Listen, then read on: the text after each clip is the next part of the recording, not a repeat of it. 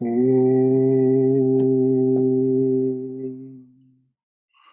Om.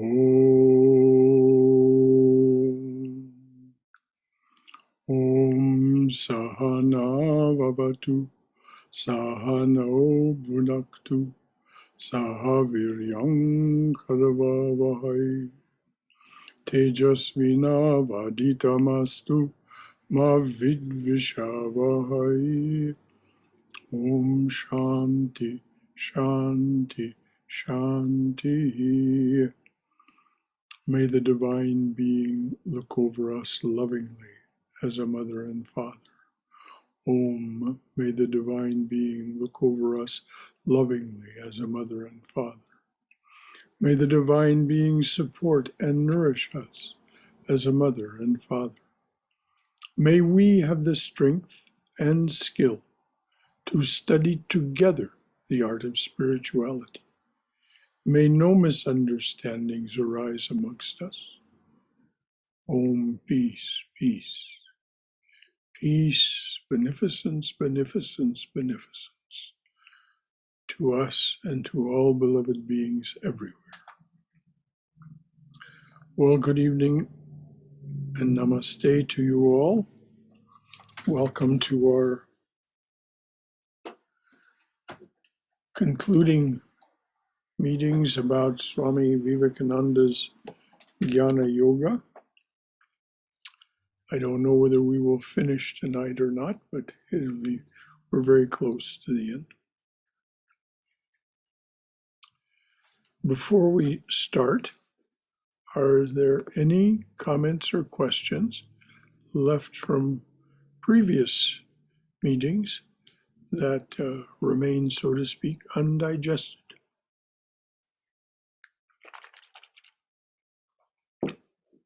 All right.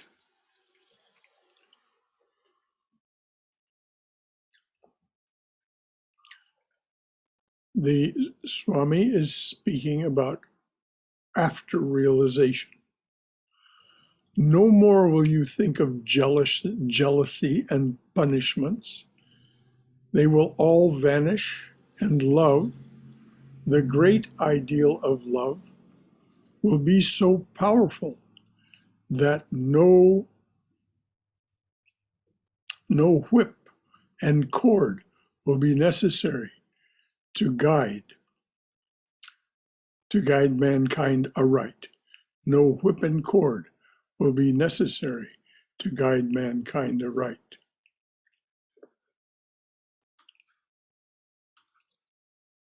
If 1/1,000,000th part of the men and women who live in this world simply sit down for a few minutes and say, "You are all God."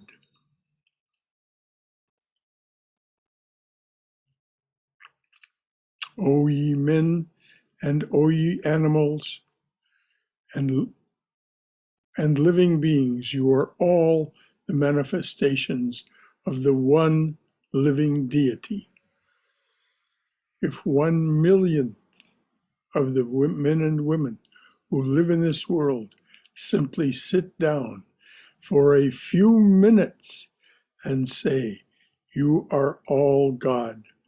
O ye men, O ye animals, and living beings, you are all the manifestations of the one living deity." The whole world will be changed in half an hour. Instead of throwing tremendous bombshells of hatred unto every corner, instead of projecting currents of jealousy and of evil thought, in every country, people will think that it is all He.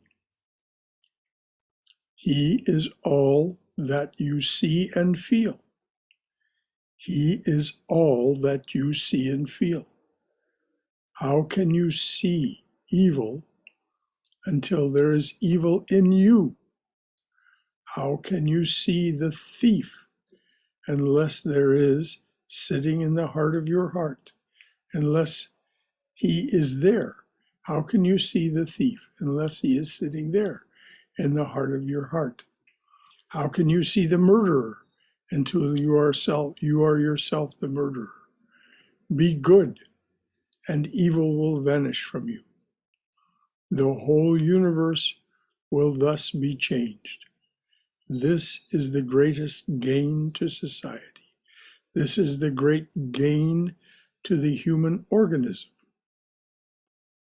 These thoughts were being thought out, worked out amongst individuals in ancient times in India for various reasons, such as the exclusiveness of the teachers and foreign conquest. Those thoughts were not allowed to spread. Yet they are grand truths, and wherever they have been working, man has become divine.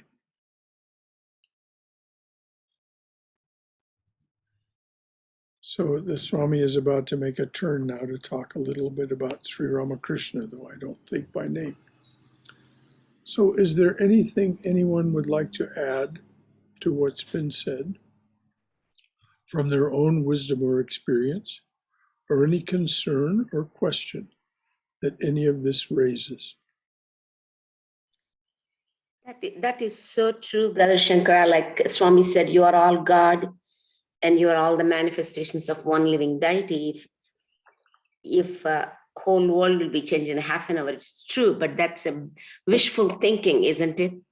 For us, it's just, even if the world leaders can think that way, others are gods, that they could guide us in a better direction. Well, that's what I was thinking. The Swami did, from here, the Swami did not engage in wishful thinking. He engaged in prophecy.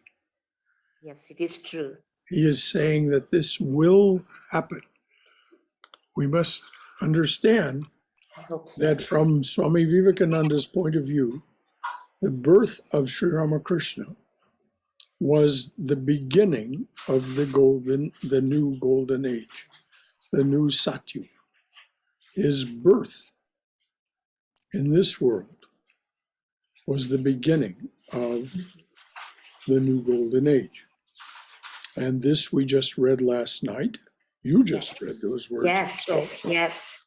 As we studied the life of Holy Mother and Master. So this is what the Swami was talking about when he says, if 1 millionth. Yes. Well, there will be a time when 1 millionth will do that. And that's what the Maharishi Mahesh Yogi was trying to achieve. The Dalai Lama is also trying to achieve. That's right. And there are great souls who are trying to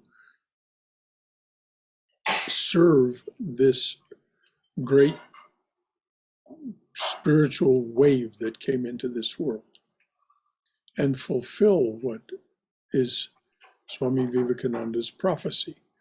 But he didn't think it would happen quickly, overnight. He said toward the very end of his life, well, I've given them enough for 1,500 years. Yes. So that was a hint as to how long this transition might take to where people were actually behaving the way he was prophesying here. He is true. It is true. Definitely, if 1 millionth will think that way, the whole world will be changed in half an hour.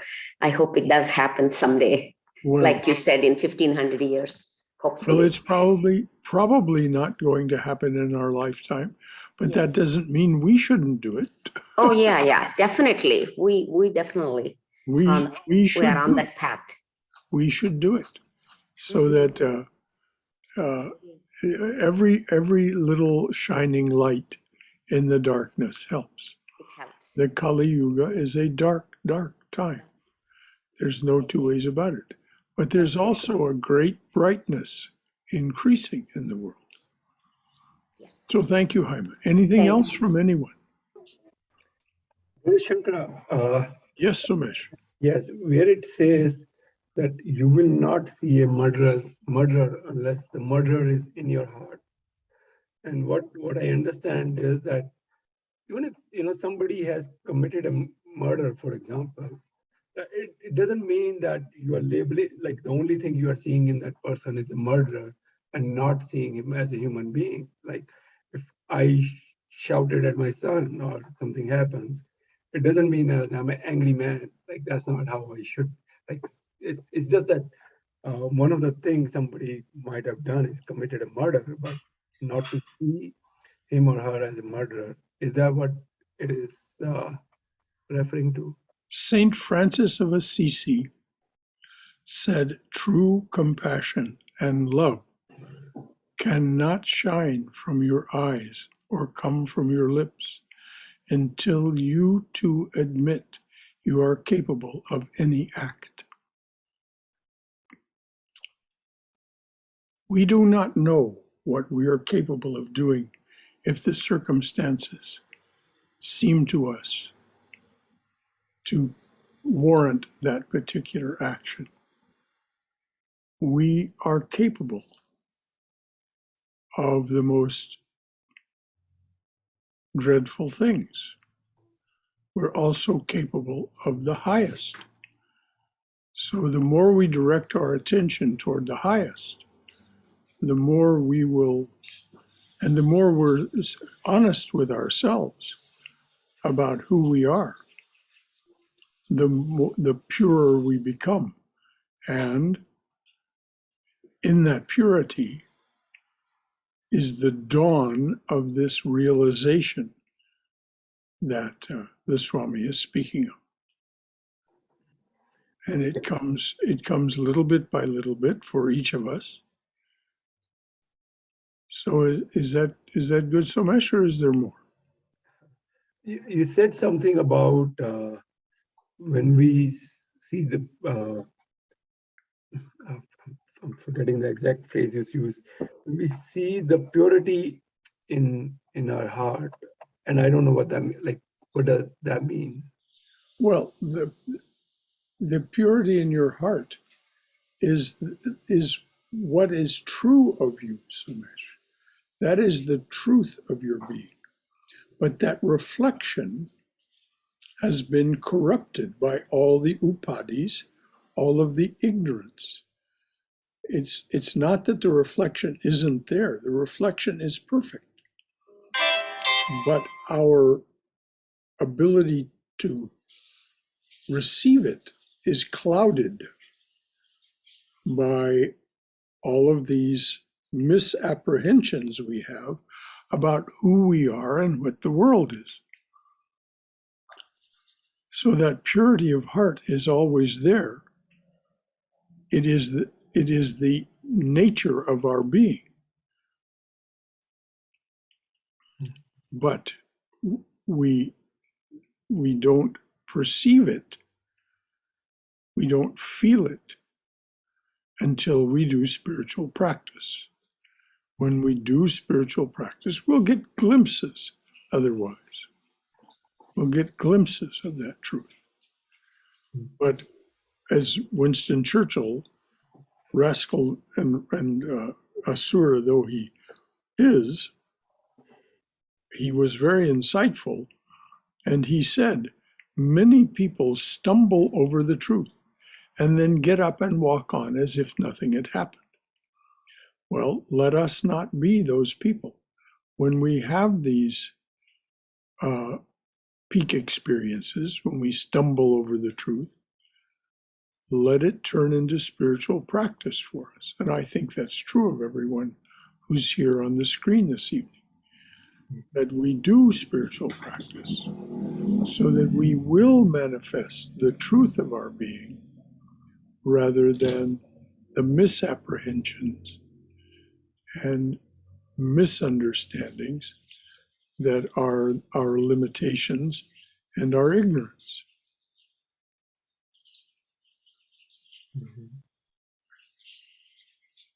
Okay.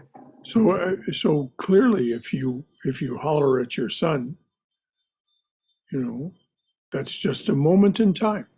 Yeah. It doesn't represent who you are, and your son knows that. Mm-hmm. Yes. So he probably has gained the wisdom, if he's an older child, of not reacting. He won't weep. He won't go off in a corner and think, "Oh, everybody hates me, nobody loves me, I'm going to go eat worms."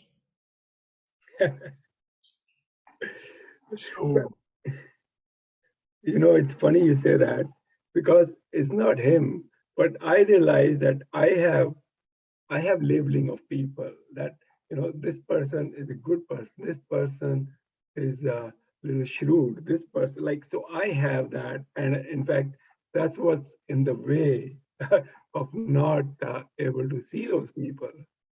So, whatever judgment or labeling or whatever I want to call it, I have, about a lot of people. well, Somesh, the thing about judgment is, hear the word reality in this sentence with a capital R. Judgment is nothing more than a way of keeping reality at arm's length. Yeah. When we box up the world and say, I know about that, I don't have to think about that anymore. I know who this person is, I know what that action means, blah, blah, blah, blah, blah. All of our judgments. It's just a way to keep reality at arm's length. And if we didn't keep reality at arm's length, what would happen?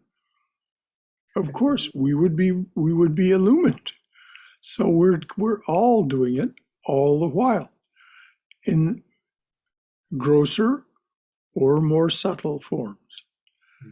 And so slowly and slowly, as we practice meditation, contemplation, concentration, and meditation, we become aware of our mental and psychological and psychic habits, of our samskaras. And so we can say, well, enough of that, without rejecting it, without saying it's bad. It's just a fact. It's just how it is. So you just say, well, I'm not going to give my attention to that. And so, not watering it with your attention, slowly it becomes dormant. And you won't holler anymore. Although, this is a long road to winding we're on. It happens Anything so else? fast. I sometimes I catch it, sometimes I don't even catch it. It happens. Well, of course. Of course. Anything else from anyone?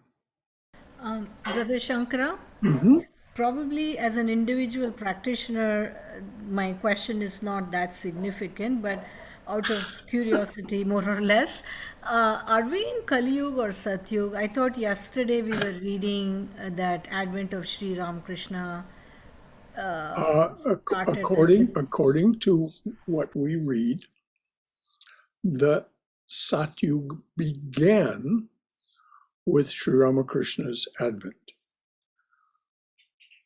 But that doesn't mean that the Kali Yuga ended all at once. It goes like this. The Kali Yuga is dying away. The Satyug is rising. This is why I hear when Vivekananda says, I've given them enough for 1,500 years, a hint that the transition will take 1,500 years, approximately. I mean, what was the Swami being, mathematically precise? I suspect not. But it gave us a sense of how long this transition will take before the Kali Yuga, the aspects of the Kali Yuga, completely have died away, and the aspects of the Satyuga are becoming more and more apparent and prevalent. But the Satyuga lasts a very long time if we are to believe the Vedic information about it. So it's 1,535,000 years, something like that, if my memory serves. So that's a long time, and human beings change very much during that period, to where they're no longer as physical and more ethereal, and begin to manifest all those powers that completely spontaneously and not dangerously, that Patanjali mentions in chapter 3 of the Yoga Sutras. So we're in both now, according to what Holy Mother said and others that were quoted when we read in the Tuesday evening class last night. Thank you. Mm-hmm. Anything else?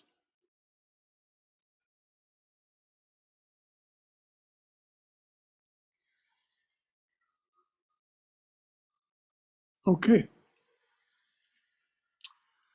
The Swami goes on. My whole life has been changed by the touch of one of these divine men about whom I am going to speak to you next Sunday. And that's his talk, My Master. You can find it in Inspired Talks, and of course in the complete works of Vivekananda, his talk on Sri Ramakrishna. So my whole life has been changed by the touch of one of these divine men about whom I am going to speak to you next Sunday. And the time is coming when these thoughts will be cast overboard, cast abroad. The time will come when these thoughts will be cast abroad over the whole world. Instead of living in monasteries, instead of being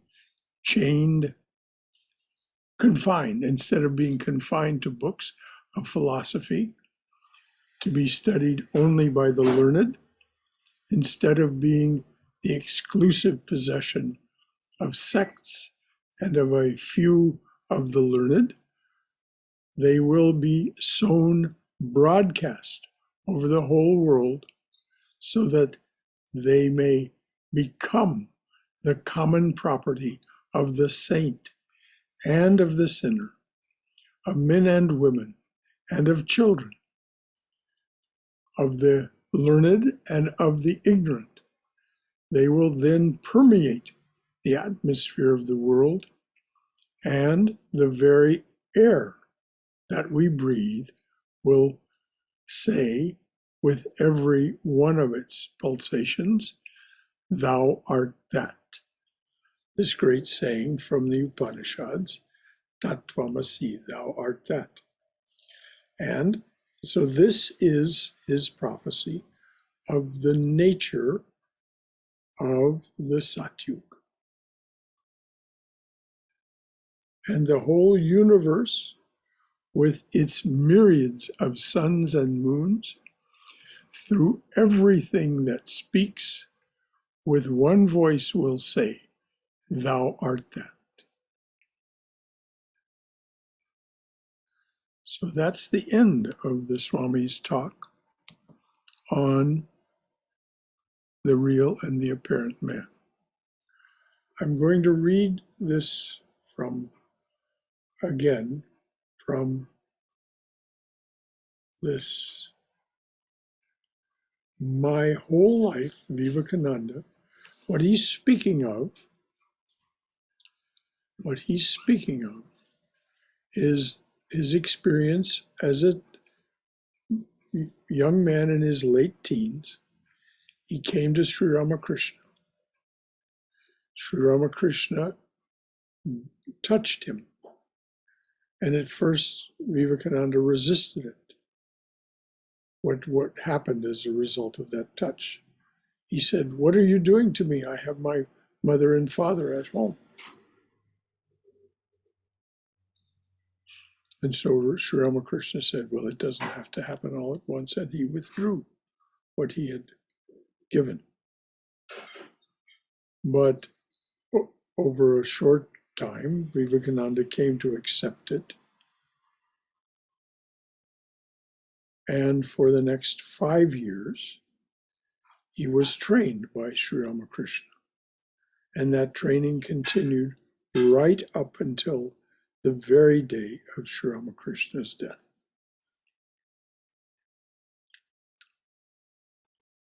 Sri Ramakrishna's passing from the body. He, of course, didn't die. He simply went into the, as he said, "I'm only behind the curtain. I'm only in the next room." He's there in his subtle body. And there have been many, many people who have experienced the truth of this.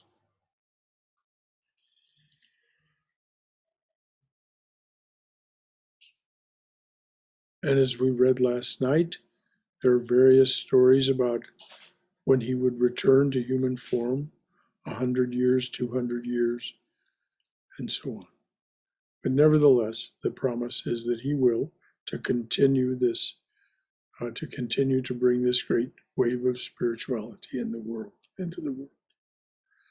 So this is who Vivekananda is speaking about when he says, "My whole life has been changed by the touch of one of these divine men about whom I'm going to speak to you next Sunday.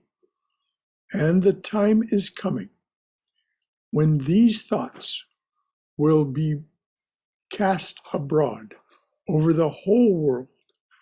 Instead of living in monasteries, instead of being confined to books or philosophy to be studied only by the learned, instead of being the exclusive possession of sects and of a few of the learned, they will be sown broadcast over the whole world, so that they may become the common property of the saint and the sinner, of men and women, and of children, of the learned and of the ignorant.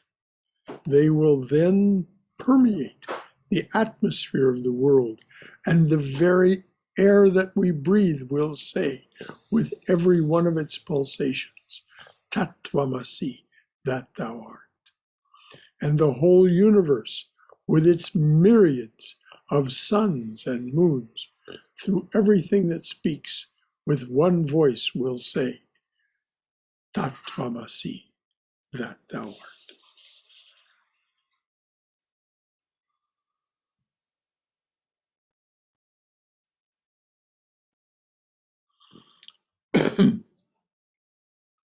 So that's the end. We have a good amount of time left to us, excuse me, to discuss all this. Brother Shankara, Yes, dear.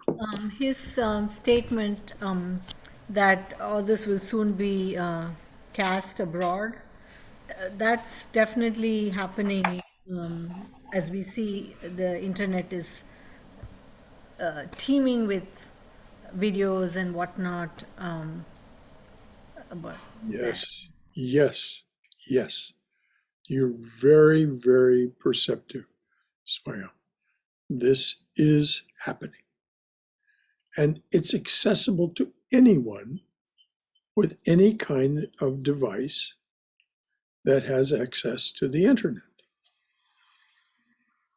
They can watch it on their phone, on their phablet, on their iPad, on their laptop, on their desktop computer. They can watch and hear these things. And as you say, it is unbelievable if you go on YouTube what is there. Not only from the American, the Swamis who are teaching here in the West, like Sarvapriyananda, Tatyamoyananda, Tyagananda, Kripamoyananda, Yogatmananda, Ishatmananda, Ishtananda, Chetanananda, Sarvadevananda, Chandrasekharananda, Satyamayananda, all of these are just pouring these things out. There are many American teachers as well, both as part of the Ramakrishna order and other from other denominations, you might say, other groups, that are saying the same things. I mean, Father Richard Rohr of the Catholic Church has written a book called The Universal Christ that has become a bestseller, and it says Tattvamasi. I mean, just as clear as a bell. He and his fellow teachers, Cynthia Bourgeot, and Swami Atmarupananda, an American Swami now living in and guiding a center in France. They're on something called spiritual practice, saying these same things. So you're absolutely right, Swami. It is absolutely happening just as the Swami prophesied. And also, importantly, a lot of the nuns now are coming on. Yes. Yes. Not just the nuns from here in the West, but the nuns of the Shardamat, that women's order of monastics that is located right next to Dakshineshwar and is there to help serve it and protect it. The legacy of Sri Ramakrishna. He said that garden, the Panchavati there, would become another Vrindavan.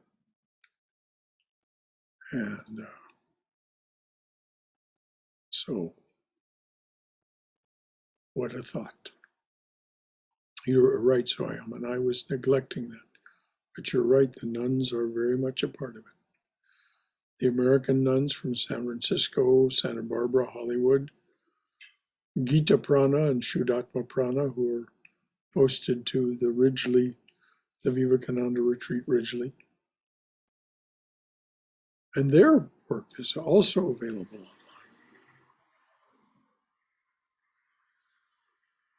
So broadcast, as the Swami used that word, broadcast. Yes, it is broadcast. Anything else from anyone? Thank you, Swayam. Thank you for all of that.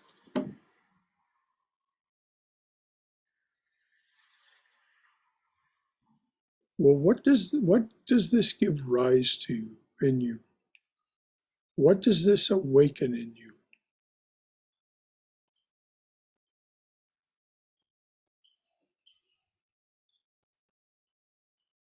Well, it could awaken in your heart the feeling, Swamiji, Swami Vivekananda, make me a part of this. Make me a part of what's going on. However, it will serve your mission, your purposes, Sri Ramakrishna's purposes, the purposes of the divine being as our mother and father. Make me a part of this. And if you pray that prayer with sincerity and persistence, you may believe it will be answered.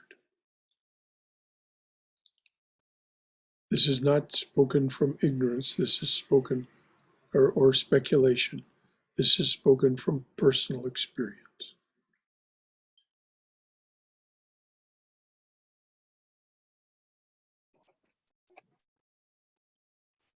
Anything from anyone?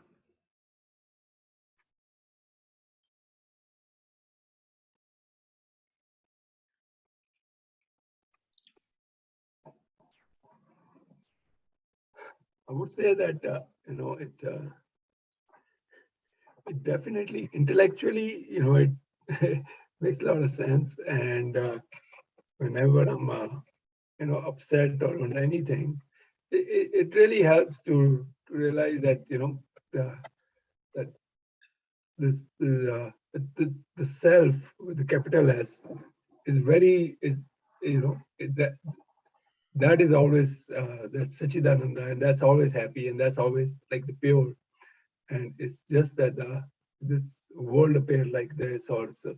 So it brings it brings a change in me at that moment, or I would say it brings peace at that moment. So that definitely I see that, but at the same time, I'm trying to observe like how every moment, like, but there are still many moments that go through where I'm like, oh, I wish things were like this. I wish it would have, would have done this, that. So there's a lot is still in the head happening. Well, Somesh, every thought is a prayer.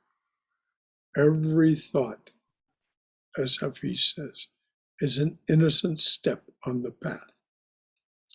So just have great confidence in yourself, great belief in what you're doing. 9 people were initiated when Swami Sarvadevananda was here. Each of those people received the great gift of the Master's spiritual treasure box, all his attainment. It isn't that you need that. It isn't that you need that. If you don't have that, it isn't that you're going to be bereft. But it is a truth, as Swami Vivekananda wrote in his hymn to Sri Ramakrishna, Lord of the worlds, thou art ours, who wert born a child of our time, easy of access to us. So with or without this initiation, that spiritual treasure is easy of access to us. It's just made just a little easier by initiation. Anything else from anyone about any of this? Thank you so much. In response to Somesh's comment, Brother Shankara, the more we meditate, I see that I don't wish for anything. I don't wish. No more wishes. You just take life as it is every moment. Yes. That one thing improves, definitely improves, but it has to be very disciplined practice every day, continuously. Maybe Yes, one day. Because as Somesh said, the other Exactly. coming back. Yes. You're quite right here. It must be. It takes time. It takes time to get that discipline, but we have to really push ourselves to get that discipline. Sri Krishna in the Gita says sour toilet first, Yes. then nectar. He's Truly, speaking truly. of Amrita, Yes. the nectar of immortality. Yes. That's Truly what he's speaking of. agree with that, 100%. Chanamamrita is the nectar of immortality. Yes, thank you. Thank you, dear. Uh-huh. Anything else? I mean, we don't need to continue. We can call an end to this anytime that we like, and pick it up next week with. Are we going to read the rest of the part of the book, Brother Shankara?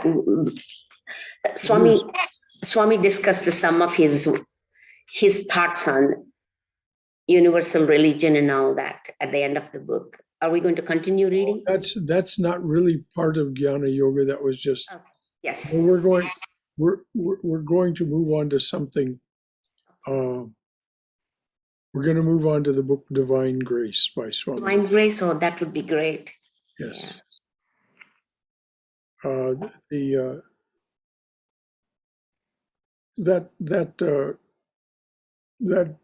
work on the universal religion and so on, it's kind of an expansion of what he says at the end of this talk. That's why it was included. Is the I feel divine grace? it's time for us to move on to Ranganathananda. Okay, thank you. So Divine Grace is by Ranganathananda. Swami Ranganathananda.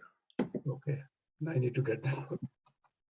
Yeah, it's you can get it at the bookshop here, or you can get it online, either from Vedanta.com or elsewhere. Okay. It's a fine little book, only 83 pages long, but I'll guarantee you it will take us some time to get through it. Okay. Because it's so rich, so rich. It's a talk that Swami Ranganathananda gave in 1978 in Perth, Australia, to a Shivananda ashrama group. And they invited him to speak, and this is the talk that he gave, and it was an inspired time, an inspired talk, and so it was published as this little book, 83 pages long. Anything else from anyone?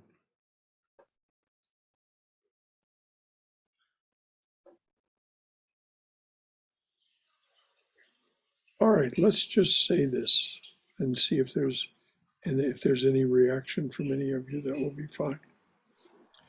Over the course of our studying Jnana Yoga, Swami Vivekananda has taken us from the very seeds of creation, which he says we are manifestations, we are the evolved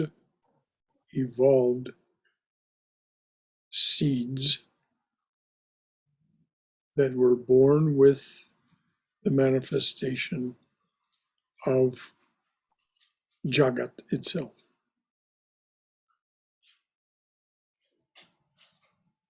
So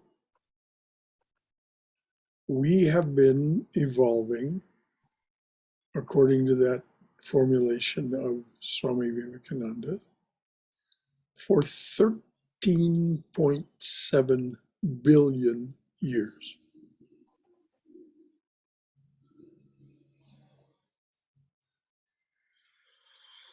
How recently we took human form?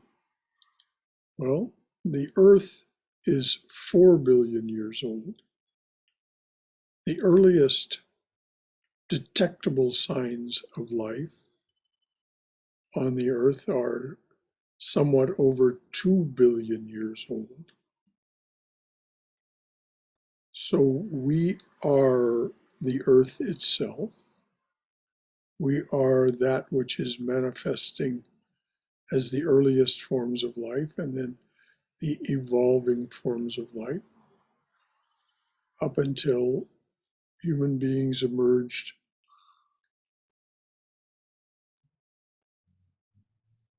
and as subtle beings, as described in the Garden of Eden story and other myths. There's a wonderful book called Memories and Visions of Paradise by Dr. Richard Heinberg, Heinberg, Richard Heinberg. It discusses, it's a comparative study of these creation and paradise myths. And one of the common themes of these myths is that in an incalculable length of time ago, but probably counted in the millions of years, a couple of millions of years ago,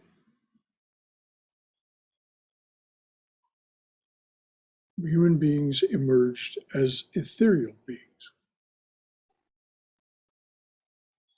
And the so-called fall of man is described in the Garden of Eden story, when human beings who were in a kind of qualified non-dual relationship with the divine being, in other words, they were one with that being, but had this separate sense of their existence,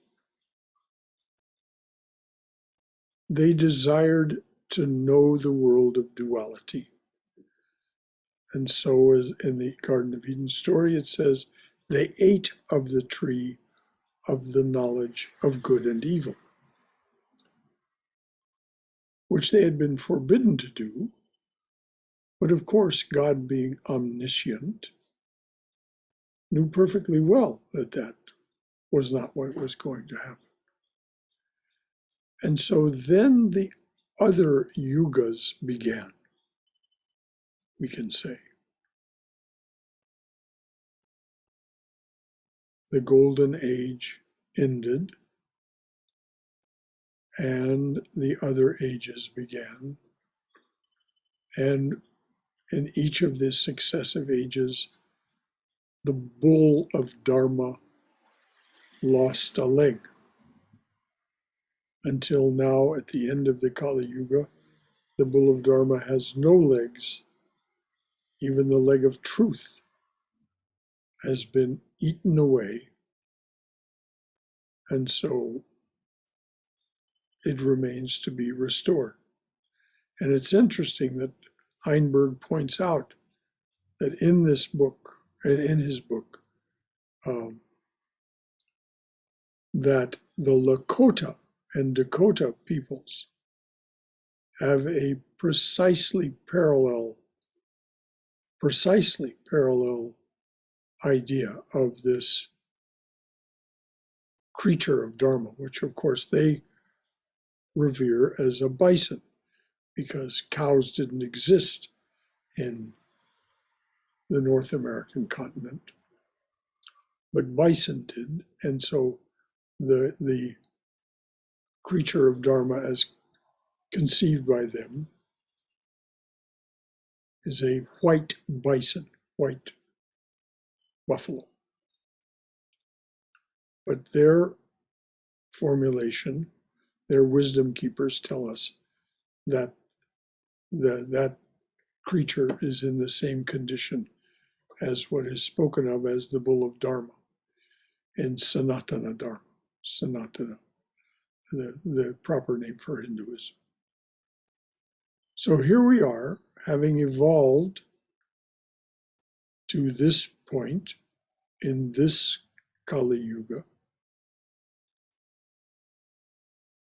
and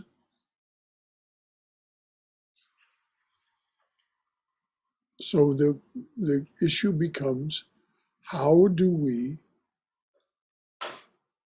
deal with this? How do we deal with the fact that, as Sri Ramakrishna says, we are so dependent on food? By this he means not just food that we put in our mouths, but all of the stimulation of the senses. As you look around and listen, you see this is a very noisy place. There's lots of stimulation of the sense of hearing. There's lots of things that affect your sense of touch and of your sense of heat and cold. It's said in the Satyuga, the whole earth becomes temperate.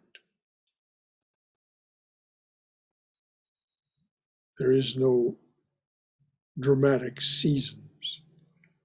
We're living at the end, according to the scientists who study these things, we're living at the end of a 2.5 million year old ice age. It's now ending because of climate change. So the inevitable result will be that the earth will become more temperate.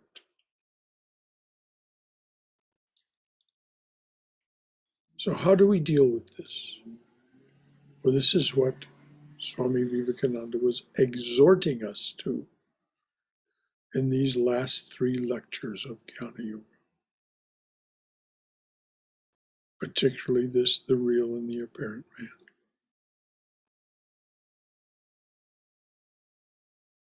Do what is necessary to understand the reality of your being and be one of those shining lights that says,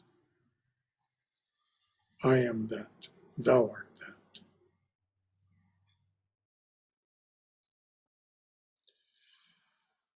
So, anything else from anyone before we call it an evening? Shankara, you mentioned about the food, that what we eat, and that has an impact on on everything we do, we think, and all. So, is there a guideline, or is there a what we shouldn't eat, or that if we are on this journey? If you want the guidelines for that, look in the Gita. Krishna is very clear about the kinds of food that you should eat, the amount you should eat.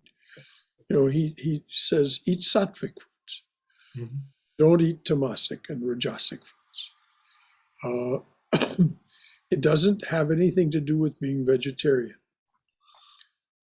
As Vivekananda pointed out, and it's historically accurate, 5 Brahmins used to eat a cow. And this is, he says, the emphasis on vegetarianism is an exaggeration of the ahimsa principle by the Buddhists. That's how vegetarianism got started as such an imperative in the parts of India where it is such an imperative. But Krishna is very, as in all things, Krishna is very informative. I don't remember what chapter it's in. Does anyone remember what chapter the directions on food are in? There's a lot of things about behavior. I honestly don't remember the chapter. Okay, I'll check. Yeah. It's only 700 verses long, so it's not that hard and long a read. You can find things fairly easily. And you can also look it up online. You can just look up online Krishna's instructions about food, and it'll come right up with what chapter it's in. Mm-hmm. I can practically guarantee that. So yes, and Sri Ramakrishna, of course, was very free in his eating habits as a Bengali. He didn't eat 4-legged creatures, but he certainly ate fish. Mm-hmm. Okay. Anything else from anyone?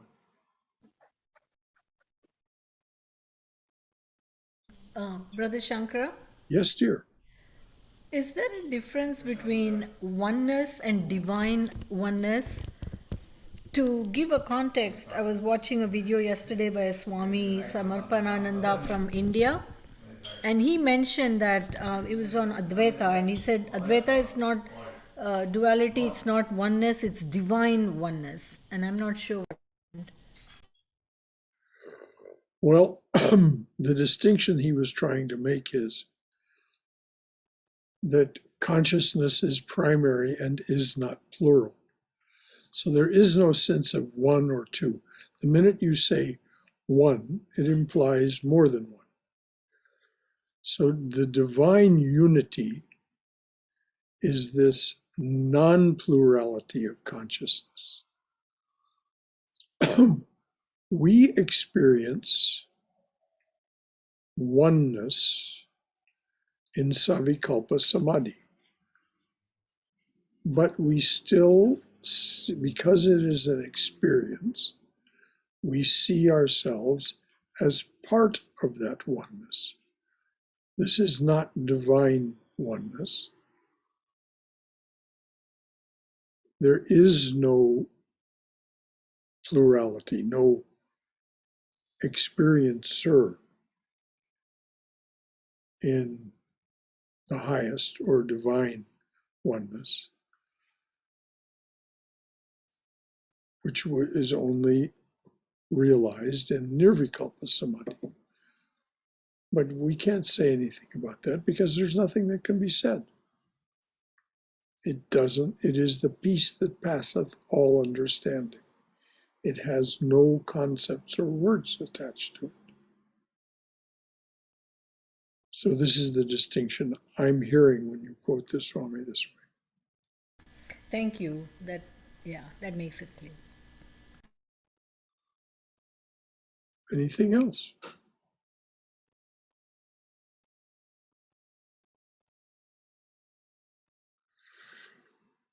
All right.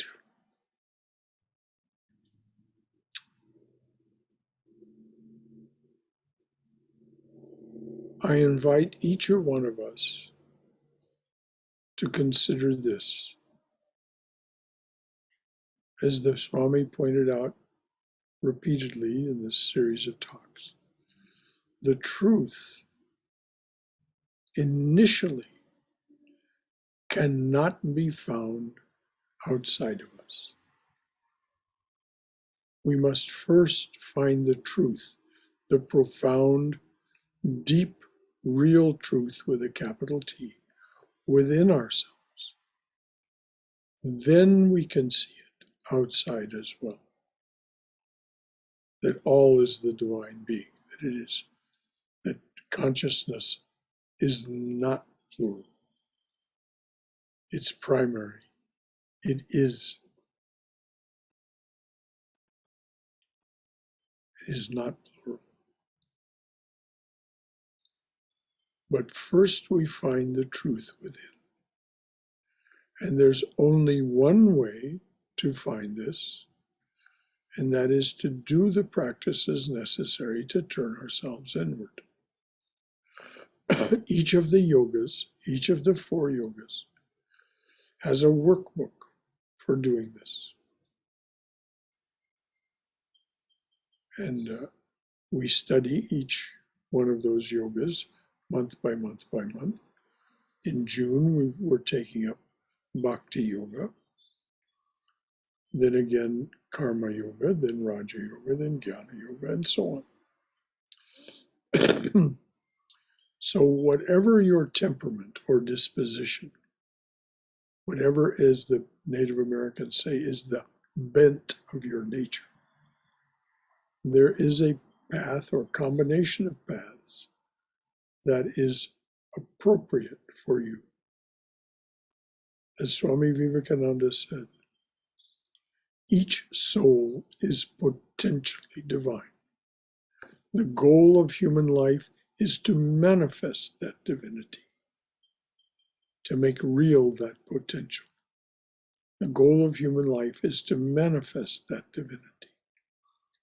Do this by work or worship or psychic control or philosophy, one or more or all of these, and be free.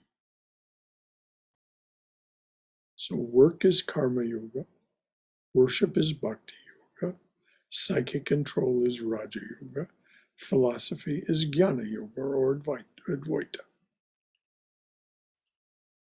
And when the Swami says be free, he means be free of all limitation. Pure consciousness is free of all limitation. Our true original nature, the truth of our being, that which animates and is evolving us, is without limitation. It is omniscient, omnipotent, and omnipresent, as the Swami said earlier in this talk, The Real and the Apparent Man.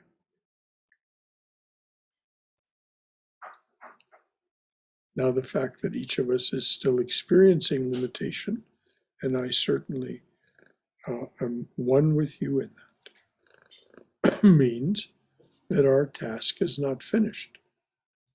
The Swami said, arise, awake, stop not till the goal is reached. And so let us all be encouraged. Let us all be filled with a kind of zeal to press ahead with this work in whatever way is appropriate for us.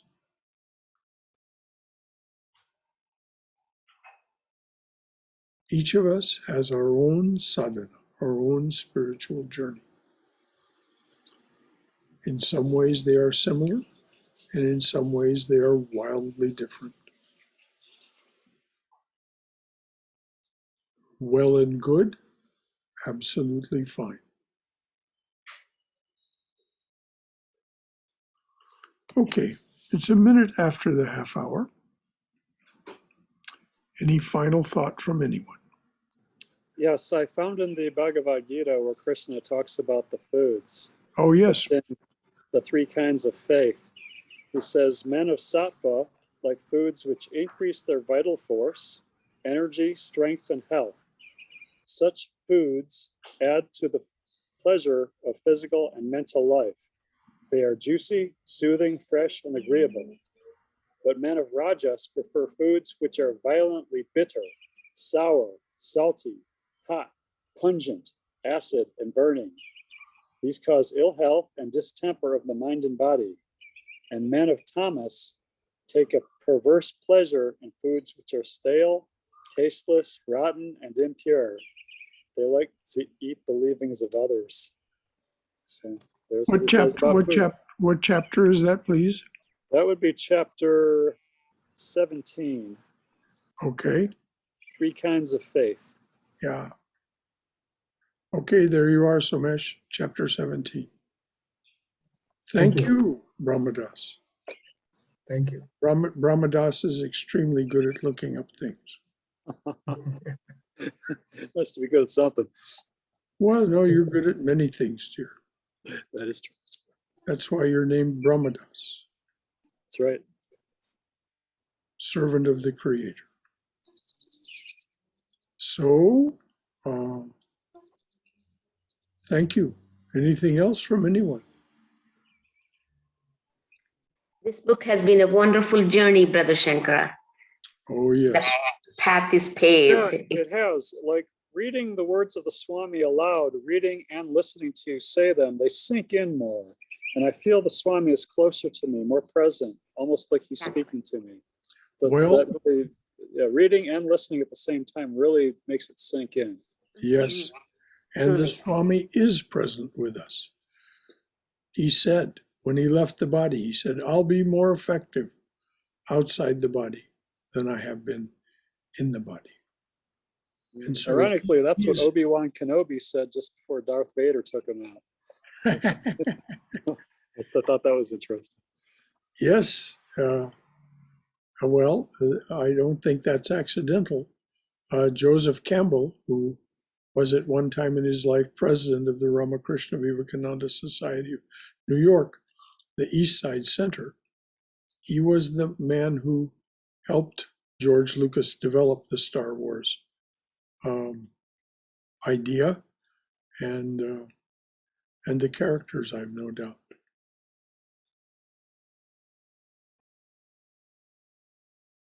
Although I don't think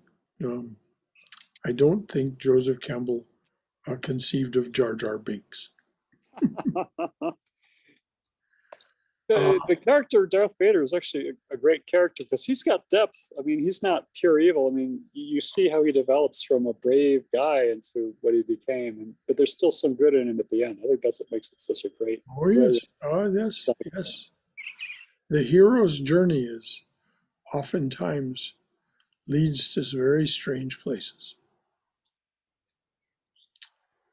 So, anything else from anyone? All right, dears. So good to have been with you through this conversation. using the Swami's words as our guide. And this book can be read over and over, of course. But next week we will start with the book Divine Grace by Swami Ranganathananda. Ranganathananda is a story all unto himself. He ended up being president of the Ramakrishna Order, and I met him as he was in that role. When we were there, I was with a group of men who traveled to India in 1999. And such a soul he was. We asked for his darshan, and we were said, okay, you can come in for 10 minutes. By the Swami's sweet will, we were still with him nearly an hour later, and he was still waving away his attendants. It was something that leaves a mark on your heart. Any of you who can, go to India, to go to Velramont and visit the holy places associated with Ramakrishna, Holy Mother Vivekananda, Raja Maharaj in Kolkata, at Dakshineshwar, go to Kashipur. Any of you who can do that, please do. I'm hearing the COVID situation's still really bad in India. Is that true? I want to go, but I haven't been know it's following it. dangerous. I haven't been following it, dear. You'd have to look that up. It's on my to-do list, but it's got to be a little bit safe first. Yeah, of course. Did you say COVID situation? Yeah, like a year ago, my coworker had 2 brother-in-laws die of COVID. I mean, this is a serious thing. They were both in India. So Yeah. Now it's much better. Like I was checking the number of cases yesterday were around 2,000 to 3,000 in the whole. In US, it's around 100,000 right now. So, I mean, I'm just giving you a comparison where it is much better. And of course, the travel adds, like any travel right now adds to the. When you apply for a visa, they'll tell you all that you need to know about the situation in India as far as threats to your health go. You will get all kinds of information about medicines that you should take before you go and medicines that you take as you're traveling. And if the COVID situation is of a danger where you want to go, they'll tell you all about it. You can rely on that. I definitely want to go. That's one of the trips I'm going to make at some point. Okay. Well, Mother's blessings. And Anything else? Swami Yogatmananda is coming to the DC Center, and not this weekend, but next weekend. I'm even considering trying to get up to DC to see him. Yeah, wonderful. That would be wonderful. We're going to invite him and a number of other Swamis during this coming year. This conversation was had with Sarvadevananda, and he has put out the word that the other Swamis it will be auspicious if they accept our invitation. So we'll see what happens. All right.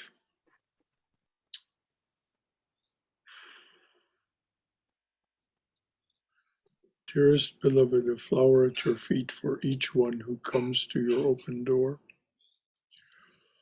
A flower at your feet for each one who stands by your open door and says, come to me,